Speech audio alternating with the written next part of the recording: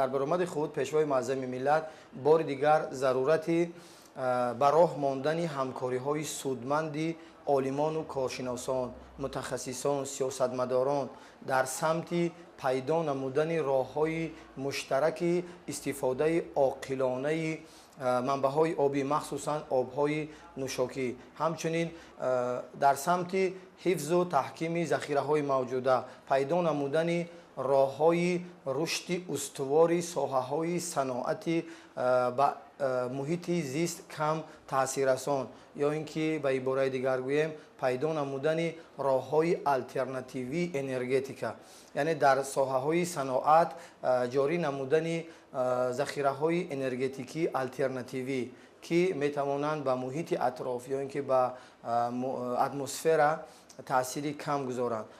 ҳамаи мо хуб медонем ки дар кишварҳои тараққӣ карда, махсусан дар он кишварҳое ки соҳаҳои саноат рушд карда истодааст, партовҳои гулхонаӣ ба қабати атмосфера рӯз ба рӯз афзода истодаанд ки яке аз сабабҳои гармшавии глобалии иқлим ба ҳисоб меравад. гуногунии олами биологӣ, ҳифзу таҳкими экосистемаҳои хос ва зиёдгардидани ҳайвоноти нодир ки алҳол дар ҷаҳон шумораи аз ҳама зиёди ҷонвари нодир архар 33 000 сар ва бабри барфӣ мутаносибан 500 сар ва ҳамин гуна морхӯр беш аз 5000 бозгӯи рӯшани ҳадафҳои созанда дар ин самт мебошад. ҳукумати ҷумҳурии тоҷикистон барномаҳо ва лоиҳаҳои гуногуни давлатиро оид ба ҳифзи намудҳои беназир ва нодири ҳайвоноти кӯҳӣ фаъолона амалӣ мекунад ки таҷрибаи мамлакати мо аз ҷониби ниҳодҳои илмии мамлакатҳо, махсусан иттиҳодҳои байналмилалии ҳифзи ҳайвонот, флора ва фауна, ҳамчун зерсохторҳои Созмони Миллали Муттаҳид мавриди омӯзиш қарор дода шуда, таҷрибаҳои дар ин самт ба дастомада мавриди омӯзиш қарор дода шуданд.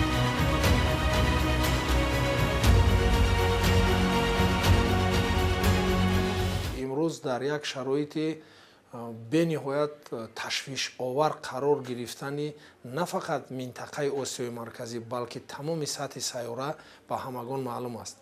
мо ҳамагон огоҳ ҳастем, аз воситаҳои ахбори омма, аз газетау журналҳо аллакай мутолиа карда дида истодем, аз шунида истодем, дар оинаи нургун дида истодем ки вазъи экологӣ ва тағйирёбии иқлим сатҳи сайёраро ба ташвиши калон овардааст.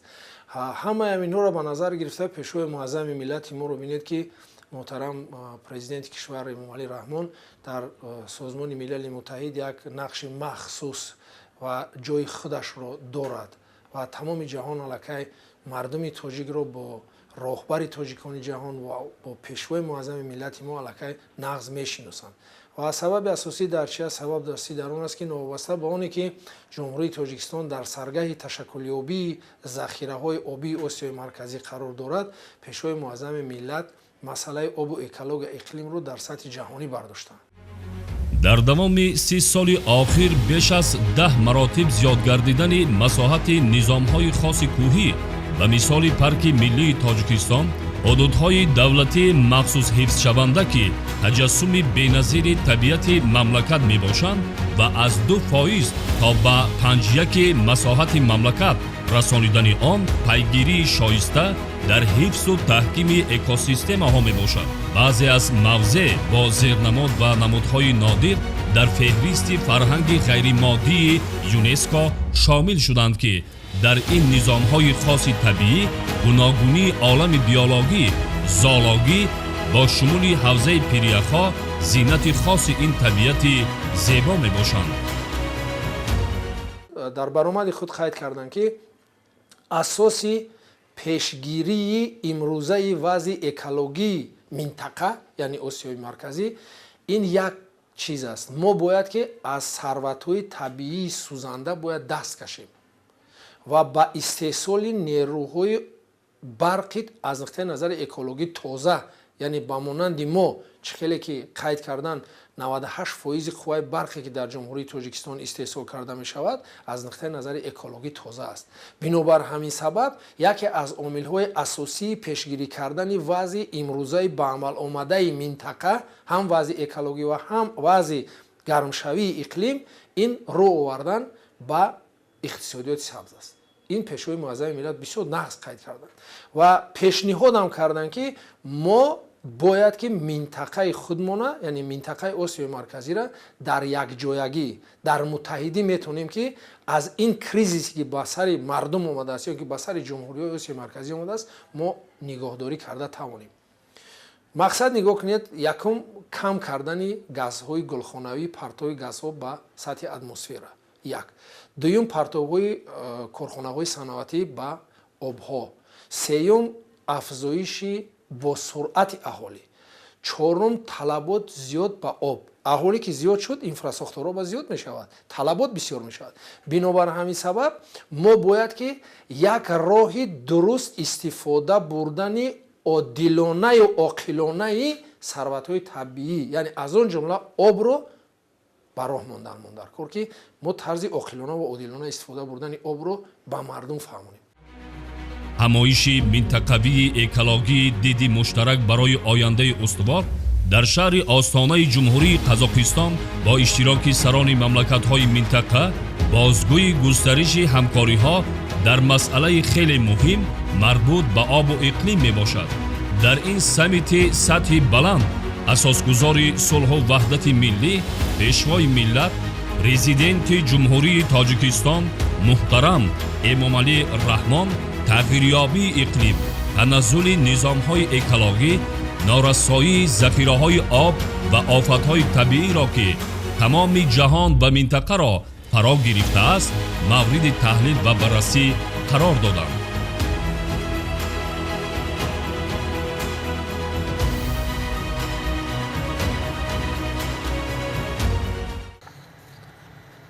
Процесс интенсивного таяния ледников имеет тенденцию усиления по всему миру, что приводит к нарушению водного баланса, возникновению угроз для окружающей среды и увеличению риска стихийных бедствий, связанных с водой. Наряду с этим хотел бы отметить тревожную тенденцию роста частоты и продолжительности в наших странах, проявление пыльной бури, которые отрицательно влияют на здоровье населения и окружающую среду. В Таджикистане только в прошлом году были зафиксированы более 60 эпизодов пыльной бури. Их длительность в общей сложности составила порядка 7 месяцев. Этого раньше не было. Между тем, еще в начале 90-х годов прошлого века частота таких погодных явлений составляла всего 2-3 раза в год. Уважаемые участники саммита, наша страна в рамках Душанбинского водного процесса продолжает свои последовательные усилия по продвижению глобальной водной и климатической повестки. Сегодня на стадии активной реализации находится резолюция ООН о международном десятилетии действий «Вода для устойчивого развития». В контексте объявления 2025 года Международным годом сохранения ледников в прошлом году в городе Душанбе прошла первая международная конференция высокого уровня по сохранению ледников. Она стала эффективной платформой для объединения усилий заинтересованных сторон и принятия дальнейших мер в этом направлении. Важное значение при этом имеет резолюция ООН об объявлении десятилетия действий в поддержку криосферных наук, принятая под нашей совместно с международными партнерами инициативой. Мы намерены создать в городе Душанбе региональный центр по изучению и мониторингу ледников и криосферы Центральной Азии под эгидой Всемирной метеорологической организации. Надеемся на поддержку партнеров в продвижении этого вопроса. мавзӯи асосии ин саммит ҳамин буд ки диди муштарак барои ояндаи устувор ҳамин хеле ном дорад, номи муштарак, ва дар ин ё президенти муҳтарами мо бо як гузориши васеъ баромад кард ва пеш аз ҳама дар баромади худ проблемаи асосии имрӯзаи осиёи марказиро ба миён гузошт. ин яке аз проблемаи аз баҳри арал, аз вазъияти баҳри арал ки чӣ гуна буд ва ба чӣ гуна муваффақ дучор омадем дар натиҷаи пешравии илм, дар натиҷаи он ки давлатҳои осиёи марказӣ якҷоя саҳмгузорӣ карданд. Проблемаи дигаре ки дар ин гузориши ҷаноби олӣ гузошта шуд, ин албатта проблемаи иқлим, дигаргуншавии иқлим, тағйирёбии иқлим хеле ҳам ба иқтисодиёт албатта таъсири ниҳоят бузург дорад. масалан ба давлатҳои аврупо, ба давлатҳои амрико ва ин ҷо омада дар осиёи марказӣ чӣ хеле маълум аст, ҳатто бонки ҷаҳонӣ, экспертҳои бонки ҷаҳонӣ ҳамин хел ба хулоса омаданд ки дар натиҷаи таҷрибаи пешомада оянда то солҳои сиюм иқлими осиёи марказӣ ва махсусан тоҷикистон метавонад аз 48 то 50 дараҷа то солҳои сиюм баланд шавад. ин баробари давлатҳои арабистони саудӣ ва қувайт мешавад. аз ин хотир президенти мамлакат ҳама сарони давлатҳои осиёи марказиро ҳушдор намуд ки бояд мо чӣ андеша кунем, чӣ бояд кард.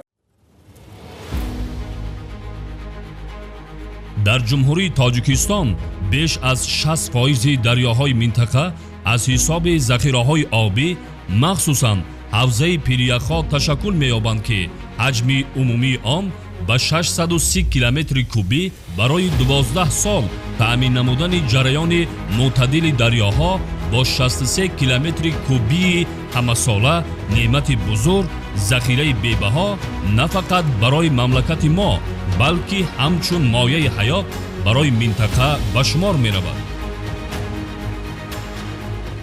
пешвои муаззами миллат муҳтарам эмомалӣ раҳмон дар тамоми баромадҳояшон дар созмону ташкилотҳои байналмилалӣ, дар симпозию конференсҳои байналмилалӣ таваҷҷӯҳи ҷомеаи ҷаҳонӣ, махсусан сарварони давлатҳо, раисони созмону ташкилотҳои байналмилалиро ба масъалаи обу иқлим ҷалб намуда далелҳои мушаххасро пешниҳод менамуданд. воқеан ҷумҳурии тоҷикистон гарчанде ки дар саргаҳи ташаккулёбии обҳои осиёи марказӣ қарор дошта бошад ҳам, лекин фикри дурандешона намуда таваҷҷӯҳи ҷомеаи ҷаҳониро ба ҳалли масъалаҳои тағйирёбии иқлим ва ҳифзи оқилонаи манбаъҳои обӣ ҷалб менамояд. ин беҳуда нест, зеро мо аз нигоҳи географӣ хуб медонем ки дар минтақаи осиёи марказӣ зиёда аз 80 миллион нафар имрӯз сукунат дорад ва теъдоди аҳолӣ рӯз ба рӯз афзоиш ёфта истодааст. ва аз рӯи тахмини олимони соҳаи география то соли 2050 шумораи аҳолии кишварҳои осиёи марказӣ аз 100 миллион мегузарад ки ин албатта мушкилоти зиёдеро дар самти таъмин намудани манбаъҳои обӣ, махсусан оби нӯшокӣ ба вуҷуд меорад. аз ҳамин нуқтаи назар пешвои муаззами миллат дар саммити минтақавии экологие ки бо ташаббуси ҷумҳурии қазоқистон соли 2023 дар созмони милали муттаҳид пешниҳод гардида буд ва бо қадномаи махсуси созмони милали муттаҳид соли 2025 таъсис гардида буд, иштирок ва суханронӣ намуданд. дар суханронии худ пешвои муаззами миллат бори дигар таваҷҷӯҳи сарони давлатҳои минтақа, созмонҳои байналмилалиро ба ҳалли мушкилоти обию иқлимии осиёи марказӣ ҷалб намуда пешниҳод намуданд ки танҳо тавассути ҳамкориҳои судманд, тавассути гуфтугӯи судманд, тавассути иқдомҳои мушаххаси давлатҳо мо метавонем ки роҳҳои мусолиҳатомез, роҳҳои истифодаи оқилонаи манбаъҳои обиро пайдо намоем. зеро таҳлилҳои коршиносон нишон медиҳанд ки солҳои охир дар минтақаи осиёи марказӣ умуман дар сайёраи кураи замин тағйирёбии глобалии иқлим ба вуҷуд омада истодааст ва дар натиҷаи ин тағйирёбӣ офатҳои гуногуни табиӣ аз қабили чангу ғуборҳо, махсусан пешвои муаззами миллат дар баромади худ дар саммит қайд намуданд ки солҳои охир кишварҳои осиёи марказӣ аз тағйирёбии боду ҳаво, махсусан аз хокбодҳо ва бориши чангу хок бисёр азият мекашанд ки ин албатта на танҳо аҳамияти иқтисодию сиёсӣ ҳатто аҳамияти физиологӣ ё барои саломатии инсон низ таъсир дорад. аз ҳамин нуқтаи назар пешвои муаззами миллат дар баромади худ бори дигар ҷомеаи ҷаҳониро ба ҳалли ин масъалаҳо даъват намуданд.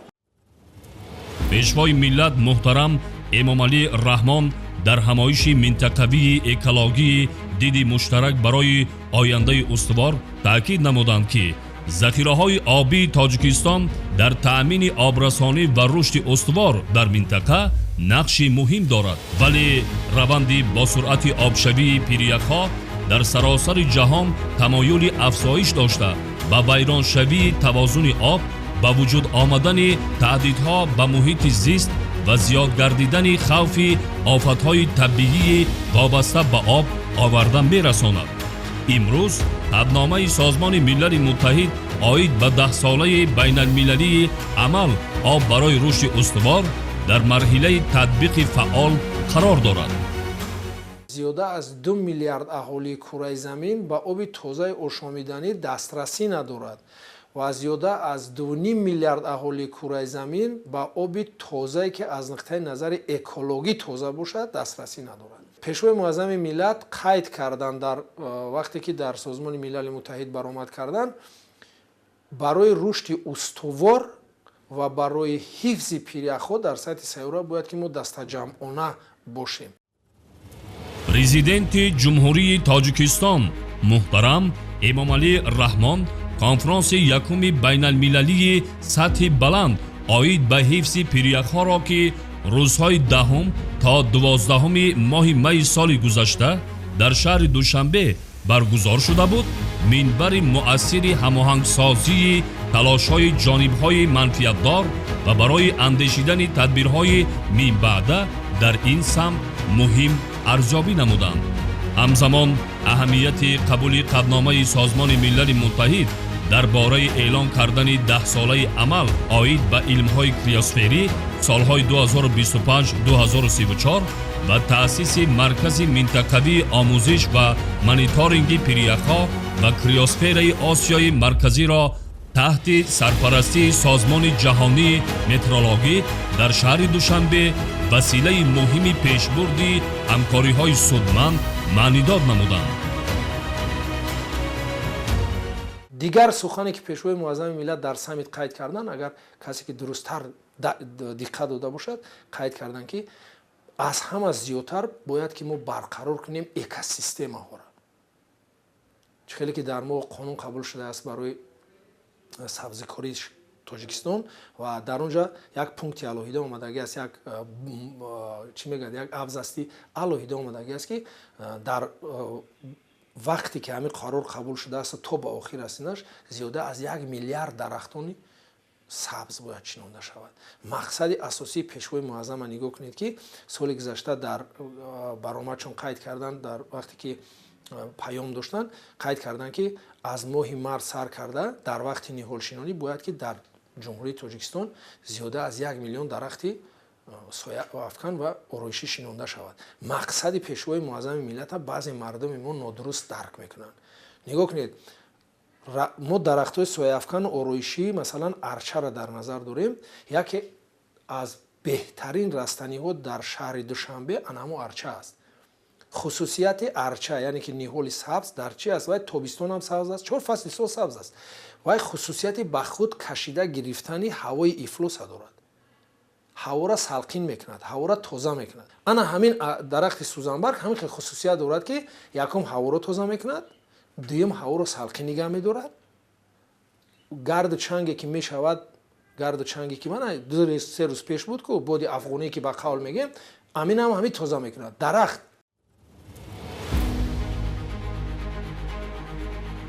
бори аввал дар минтақа дар ҳошияи татбиқи раванди 10-солаи рушди илмҳои криосфера бо иштироки муҳаққиқони кишварҳои Фаронса, Амрико, Ҷопон, Финляндия, Русия экспедитсияи сатҳи ҷаҳонӣ дар моҳҳои сентябр, октябри соли 2025 дар ҳавзаи пиряхҳои Ховаркӯл баргузор гардид ки дар баландии 814 метр аз сатҳи баҳр аз қаъри 120 метрии пирях намунаҳо барои омӯзиши на кам аз 1000 соли иқлими минтақа ва тоҷикистон гирифта шуда дар 5 озмоишгоҳи муосири ҷаҳонӣ мавриди омӯзиш қарор дода шуданд.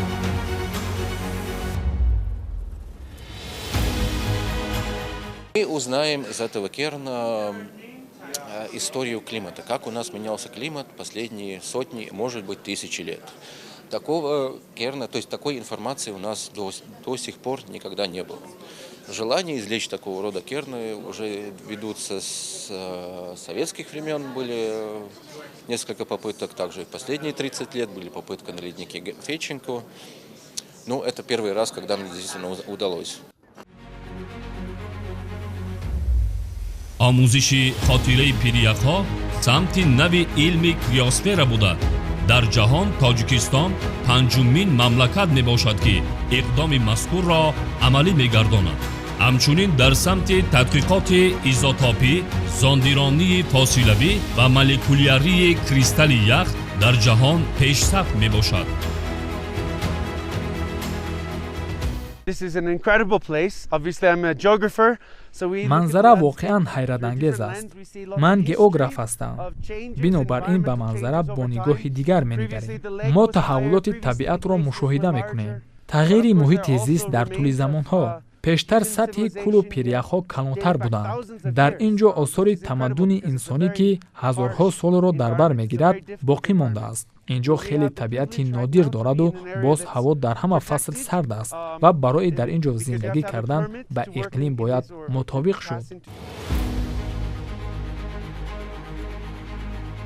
омӯзиши криосфера дар мамлакати мо ки ҳамҷавор бо илмҳои гилиатсиология, метрология ва иқлимшиносӣ сурат мегирад, пеш аз ҳама ба ҳифзу захираҳои оби ҳавзаи пиряхҳо равона гардидааст. дар ҷаҳон 200 000 пирях ба қайд гирифта шудааст ки аз ин шумора беш аз 10 000 он ба ҷумҳурии тоҷикистон рост омада, зиёда аз 5% ин шумораро ташкил медиҳад. ин захираи бузург муҷиби рушди саноат, кишоварзӣ, экосистемаҳо ва зиндагии тақрибан 100 миллион нафар аҳолӣ дар минтақа мебошад ки баёнгари аҳамияти бесобиқаи захираҳои обии мамлакати моро ифода месозад. дар ҳамоиши минтақавии экологии диди муштарак барои ояндаи устувор дар шаҳри остонаи ҷумҳурии Қазоқистон вобаста ба таъсири тағйири иқлим ки ба таназзули низомҳои экологӣ, норасоии захираҳои об ва офатҳои табиӣ ҳам барои минтақа ва ҳам барои тамоми ҷаҳон мушкилоти ҷиддиро дар пай дорад, аз ҷониби пешвои миллат муҳтарам Эмомалӣ Раҳмон махсус таъкид гардид ва диққати иштирокчиёнро ба татбиқи босуръати сабзкорӣ дар минтақа ҷалб намуданд. таҷрибаи мамлакати мо ҷиҳати шинонидан ва парвариши беш аз 1 миллиард дарахти гуногун то соли 2040 ки 3 соли охир вусъати тоза касб намудааст, намунаи беназири тадбирҳои сабзу хуррам, нигоҳ доштани ҳудуди Тоҷикистону минтақа ва коҳиш додани таҳдидҳои тағйири иқлими глобалӣ мебошад.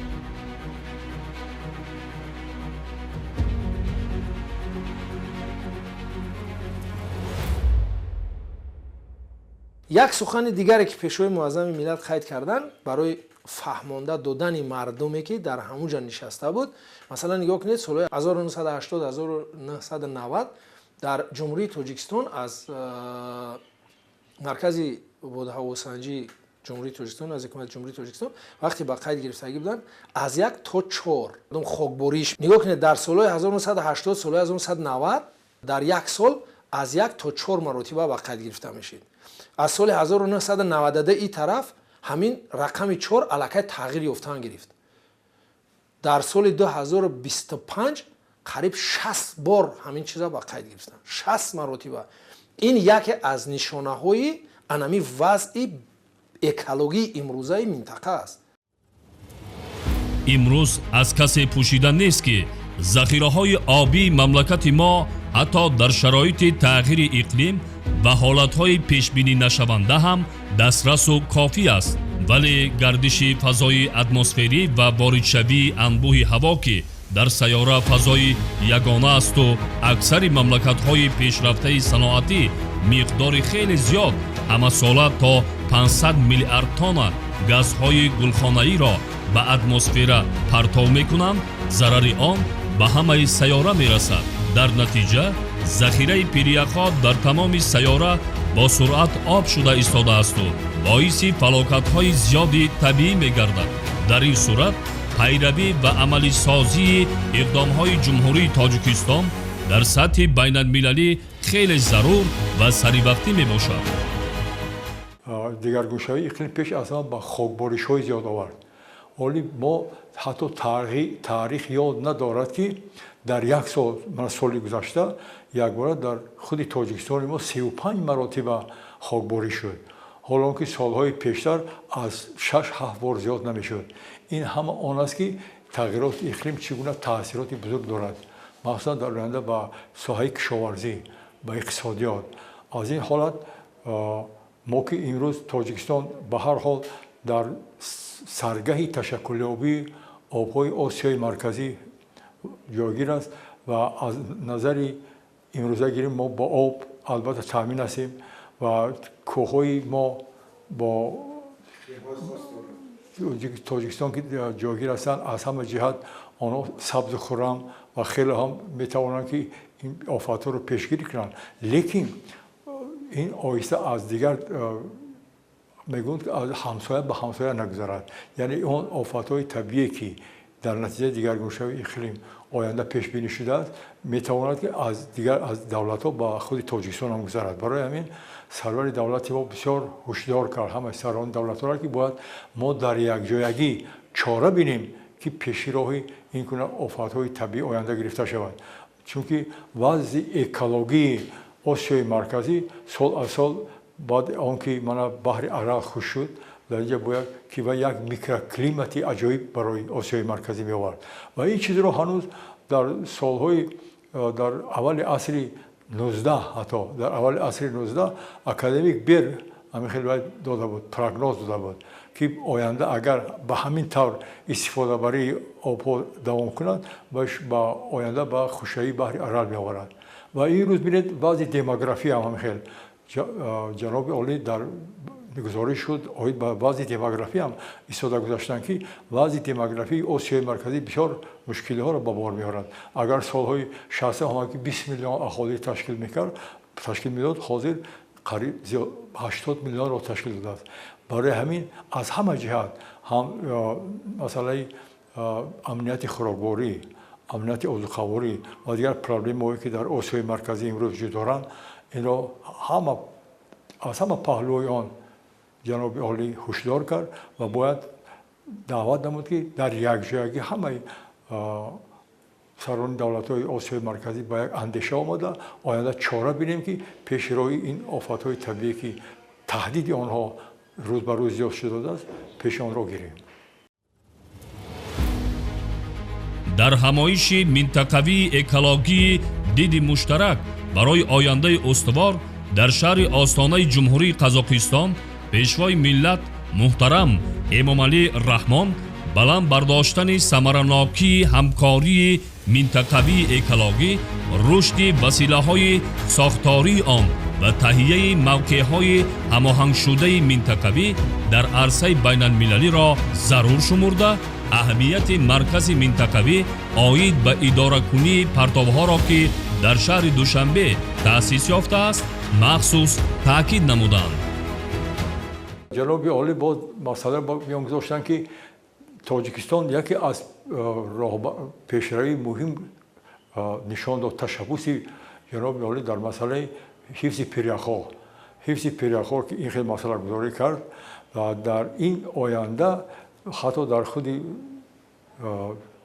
республика як аввал марказ ва ҳозир институт тадқиқотӣ ташкил шуд ва ин ҳама нишона он аст ки мо моҳи май охири моҳи май дар Душанбе боз як конференсия бисёр пурмуҳтаво ки проблемаҳои асосии истифодабарӣ ва пеш аз ҳама ҳифзи манбаъҳои оби на ин ки Тоҷикистон балки Осиёи Миёна гузошта мешавад. дар як саммити бисёр дараҷаи олӣ бояд ташкил мешавад ва дар ҳамин самит бояд ҳама проблемое ки хеле ки медонем аз проблемаҳои пештарам ки дар масъалаи об гузошта буданд аз солҳои 2003 бисёр масъалаҳо ҳал гардид. дар ин давра хеле дар бисёр давлатҳо ҳамин проблемаи об ба ҳолати мусбӣ ҳал гардид. мо боварӣ дорем ки дар ин самитам ки мутахассисои беҳтарин дар ин ҷо ҷамъ мешаванд ва ходимони ҷамъиятиву сиёсӣ ин ба як хулоса мебиянд ва албатта ин роҳи онҳо ва маблағгузориам хеле аз ин ҷиҳат барои ҳалли ин масъалаҳо роли муҳим мебозад. президенти ҷумҳурии тоҷикистон муҳтарам эмомалӣ раҳмон аз дастгирии ташаббусҳои ҷаҳонии тоҷикистон ҷиҳати пешбурди манфиатҳои муштараки кишварҳои Осиёи Марказӣ дар сатҳи байналмилалӣ ёдовар шуда, таъкид доштанд, ки ин ва дигар талошҳои мо барои ҳифзи муҳити зисти табиӣ ва таъмини муносибати эҳтиёткорона ба табиат нигаронида шудаанд. ҳамчунин дар санаи 22 апрел президенти ҷумҳурии Тоҷикистон пешвои миллат муҳтарам Эмомалӣ Раҳмон дар шаҳри Остона дар ҷаласаи шӯрои сарони давлатҳои муассиси фонди байналмилалии наҷоти арал иштирок ва суханронӣ намуданд. афзоиши босуръати аҳолӣ ва зиёдшавии истеъмоли об дар ҳама бахшҳои иқтисодиёт дар якҷоягӣ бо тағйирёбии иқлим ва захираҳои об фишори назаррас меорад. ин омилҳо мустақиман ба суботи энергетикӣ, озуқаворӣ ва экологӣ дар минтақа таъсир мерасонад. таъкид доштанд президенти ҷумҳурии Тоҷикистон муҳтарам Эмомалӣ Раҳмон ва пешниҳод намуданд, ки дар чорчӯби фонди байналмилалии наҷоти арал комиссияи байнидавлатии энергетикии Осиёи Марказӣ таъсис дода шавад. ҳамзамон изҳор доштанд, ки дар минтақаи Осиёи Марказӣ механизмҳои ҳамкории имрӯза намунаи мусбати истифодаи муштараки захираҳои обиро нишон медиҳанд. дар робита ба ин тезонидани татбиқи технологияҳои нави сарфакунандаи об ва энергия дар соҳаи кишоварзӣ, бахши коммуналӣ ва саноат, тайёр кардани насли нави мутахассисон, тавсеаи мубодилаи академикӣ ва таҳқиқоти муштараки илмию амалӣ оид ба масъалаҳои тағйирёбии иқлим ва истифодаи оқилонаи об аз вазифаҳои аввалиндараҷа номида шуд. бор дигар пешвои муаззами миллат таъкид намуданд, ки мо бояд дар ҳифзу нигоҳдошти гуногунии биологии минтақаҳои кӯҳистон, ки бештар аз тағйирёбии иқлим таъсир мебинанд, бояд саҳмгузор бошем. яъне таваҷҷӯҳи олимону коршиносонро ба пайдо намудани роҳҳои муосир, яъне пайдо намудани роҳҳои илман асосноки омӯхтану пайдо намудани сабабҳои гуногунии тағйирёбии гуногунии биологӣ. ҳамчунин солҳои охир ҳукумати ҷумҳурии Тоҷикистон ҷиҳати мутобиқ намудани соҳаҳои гуногуни хоҷагӣ ба тағйирёбии глобалии иқлим чандин стратегия ва барномаҳоро қабул намуданд. дар ҳамоиши минтақавии экологии диди муштарак барои ояндаи устувор дар шаҳри Остонаи ҷумҳурии Қазоқистон пешвои миллат муҳтарам Эмомалӣ Раҳмон аз пешбурди масъалаҳои рӯзномаи ҷаҳонии об ёдовар шуда, таъкид намуданд, ки имсол ҷиҳати татбиқи ташаббусҳои Тоҷикистон дар соҳаи об дар охири моҳи май дар шаҳри Душанбе конфронси чоруми байналмилалии сатҳи баланд оид ба 10-солаи байналмилалии амал об барои рушди устувор солҳои 2018-2028 баргузор мегардад. ҳукумати ҷумҳурии Тоҷикистон зарурияти барқарор намудани манбаъҳои табиӣ, махсусан манбаъҳои обӣ, ҳифзи захираҳои перяхиро хубтар дарк намуда, ҷиҳати дар амал татбиқ намудани ҳадафҳои ҳазорсола ва таъмини рушди устувори ҷумҳурии Тоҷикистон иқдомҳои мушаххасеро роҳандозӣ намуда истодааст, ки ин бевосита ташаббуси пешвои муаззами миллат аст. яке аз ин иқдомҳо таҳия ва мавриди амал қарор додани барнома ва стратегияҳои давлатӣ, махсусан дар самти мутобиқшавӣ ба тағйирёбии иқлим, бунёд намудани корхона ва иншоотҳои саноатии кампартов яъне кам ба гази карбон ба табиат хориҷкунанда, ҳамчунин татбиқ намудани нақшаи чорабиниҳо дар самти зиёд намудани ҳудудҳои табиӣ махсус ҳифзшаванда. Бо ташаббуси бевоситаи пешвои маъзами миллат имрӯз мамнунгоҳҳо, парваришгоҳҳо таъсис дода шуда низоми ҳифз ва барқарор намудани корҳои агролабораторӣ, корҳои биологӣ дар ин минтақаҳо тақвият ёфта истоданд. Зарурияти ҷалби ҷомеаи ҷаҳониро пешвои муъаззами миллат хуб дарк намуда якчанд иқдомҳо дар арсаи байналмилалӣ роҳандозӣ намуда. Пеш аз ҳама 10-солаи об барои рушди устувор, ҳамчунин эълон намудани рӯзи байналмилалии ҳифзи пиряхҳо. Замони истиқлолият шаҳри Душанбе яке аз марказҳои баргузор намудани симпозиум ва конференсияҳои байналмилалӣ дар самти ҳифзи табиат махсусан манбаъҳои обии пиряхӣ гардида истодааст ва дар назар аст ки дар нимаи дуюми моҳи май дар шаҳри Душанбе конференсияи чоруми байналмилалӣ оид ба масъалаҳои об барои рушди устувор баргузор карда мешавад. Ҳамчунин рушди илмҳои криосфера ё ки омӯзиши қабати пиряхӣ, зеро имрӯз дар тамоми минтақаҳои кураи замин, чи дар минтақаҳои Гренландия, чи дар минтақаҳои Арктика ва Антарктида, олимон бо суръат обшавии пиряхҳоро мушоҳида карда истоданд ва ҷумҳурии Тоҷикистон бо сарварии пешвои муъаззами миллат дар самти таблиғи ҳаракатҳои экологӣ, дар самти баландбардоштани маърифати экологии ҷомеаи ҷаҳонӣ, на танҳо ҷумҳурии Тоҷикистон бисёр иқдомҳои мушаххас роҳандозӣ намудааст ки аллакай заҳматҳои пешвои муъаззами миллатро дар расаи байналмилалӣ тамоми сиёсатмадорон ва роҳбарони созмону ташкилотҳои байналмилалӣ қадр намуда истода ва ҷумҳурии Тоҷикистонро ҳамчун ташаббускори масъалаҳои обу иқлим ва омӯзиши манбаъҳои сарватҳои табиӣ эътироф намуданд ки ин пеш аз ҳама заҳмати бевоситаи пешвои муъаззами миллат аст. воқеан ҳам раванди оби Душанбе дар ҷаҳони муосир амалияи устувори об барои рушди устувор дар сайёра буда фарогири масъалаҳои ҳалталаби қораҳои Африқо, Аврупо, Осиё ва Амрикои Ҷанубӣ ба шумор меравад. дар ин ҳошия муҳимтарин масъалаҳо тибқи пешбурди конвенсияҳои доимоамалкунандаи Созмони Милали Муттаҳид, созмонҳои ҷаҳонӣ ва ниҳодҳои илмӣ баррасӣ ва ҷиҳати роҳҳои ҳалли он чораҷӯӣ карда мешаванд. пеш аз ҳама нақшаҳо тарҳрезӣ гардида фондҳои махсуси байналмилалӣ барои бунёди инфраструктураҳо сармоя интиқол медиҳанд ва барои ниёз ва пешрафти кишварҳо хеле муҳим мебошад. аз ҳама муҳим, ҷумҳурии Тоҷикистон дар асри 21 бунёдгузори тарҳи ҷаҳонии дипломатияи об мебошад ки барои зиндагии осоиштаи ҳамаи мардуми сайёра равона карда шудааст.